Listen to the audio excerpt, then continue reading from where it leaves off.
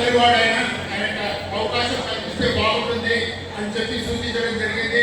పెద్దలు టీజీ వెంకటేష్ గారి దృష్టికి తీసుకెళ్ళి ఆయన ఆశీస్సులతో మరి 2026-28కి సీనయ్య గారు అధ్యక్షుడిగా ఈరోజు ఇప్పుడే ప్రమాణ స్వీకారం చేశారు.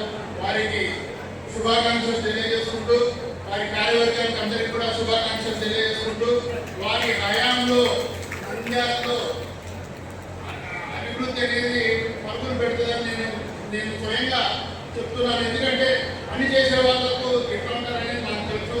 సంఘాల్లో నేను గత 25-30 ఏళ్ళుగా పనిచేస్తున్నాను కాబట్టి ఎవరు పని చేస్తారు, ఎవరు మాటలు చేస్తారు అనేది నాకు తెలుసు. అలాంటి సీనియర్కు ఈసారి అవకాశం కల్పించడం ఆయన కాదు నాకు క్రెడిట్ అని చెప్పి చెప్తున్నాను. దయచేసి సీనియర్ గారి సేవలు వినియోగించుకోండి. మంత్రి గారి ఆశీస్సులు కూడా ఆయనకు పుష్కలంగా ఉన్నాయి కాబట్టి ఏదైనా నంద్యాల జిల్లాలో మనకు అవకాశాలు ఏమైనా ఉంటే మరి సీనియర్ గారి ద్వారా మంత్రి గారి ద్వారా బిల్డింగ్ కూడా నంద్యాలలో టౌన్లో జనార్దన్ రెడ్డి గారు కూనుకొని మన ఆరువేశ ఒక బిల్డింగ్ స్థలాన్ని కేటాయిస్తే మేమందరం కూడా చందాలు పోగు చేసి అక్కడ ఒక భవనం నిర్మించుకుంటామని చెప్పేసి సభాముఖంగా వారికి నిర్మించుకుంటున్నాము.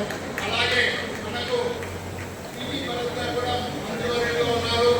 మరి వారు చాలా ప్రతిష్టాత్మకమైన ఇండస్ట్రీస్ మినిస్టర్గా ఉన్నారు కాబట్టి